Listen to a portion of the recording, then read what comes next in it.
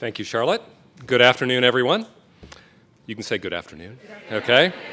Something Charlotte didn't say is you should feel free to applaud whenever you want. I mean, maybe you shouldn't have to say it because you've been doing it already. If one of us makes an attempt at a joke, laugh, please, okay? Don't want those awkward silences. This is a celebration, okay? So let's enjoy ourselves. As Charlotte said, I'm Jeff Vincent. I'm Stanback Dean of the Nicholas School of the Environment. It is my great pleasure to welcome you to the Nicholas School's 2017 undergraduate commencement ceremony. Students, today the Nicholas School honors your hard work and accomplishments, and we offer congratulations to the members of your families and your friends who are with us here and who supported you during your time at Duke. Something you and I share, besides our youth, okay, I have a flexible definition of that. When I apply it to myself, you will find you do the same thing eventually, redefine youth. This is also my first Nicholas School undergraduate graduation ceremony. And so for me, you are setting the standard for Duke undergraduates who have majored in earth and ocean sciences, environmental sciences and policy, or concentrated in marine science and conservation. I received brief biographical sketches of each of you, and you're thinking, oh no. And I enjoyed learning more about you. First impressions matter, and as they say, you are an impressive group. So let me tell you some of the things I noticed in your bio sketches. One thing that struck me was that for many of you, a single program at the Nicholas School has not been enough. Some of you combined a minor in environmental science and policy with your major in earth and ocean sciences, or vice versa. Others added our marine science conservation concentration, I've mentioned that already, or earned our certificate in marine science and conservation leadership. And as that suggests, many of you spent time not only here in Durham, but also at the Marine Lab in Beaufort, North Carolina, which is a place that I escape to whenever I can. Others of you have completed our certificate in energy and the environment. Many of you wrote about field courses and Duke Engaged projects led by Nicholas School faculty as being among your most memorable Duke experiences. The locations that you mentioned include Australia, China, the dry Tortugas. I suspect Professor Pym had some involvement in that one. Hawaii, Ireland, Gary Dwyer, I guess.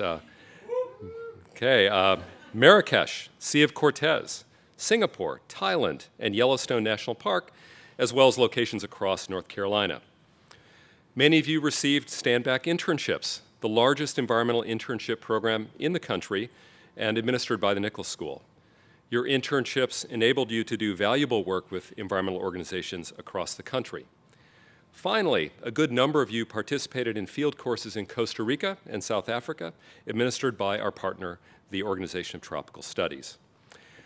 I'm pleased that the Nicholas School was able to offer such a rich range of academic and experiential opportunities for you, and even more pleased that you took advantage of them. I'm also pleased to learn about the energy you've invested in various environmental extracurricular activities. For example, the Environmental Alliance, Dorm Eco-Reps, Duke Campus Keepers, Students for Sustainable Living. Your efforts have made Duke and Durham more sustainable. And given how busy you've been, I rather suspect you have 4 years of sleep to catch up on.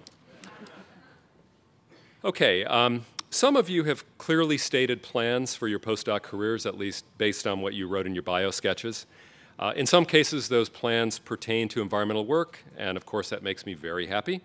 In other cases they don't, but that's okay too.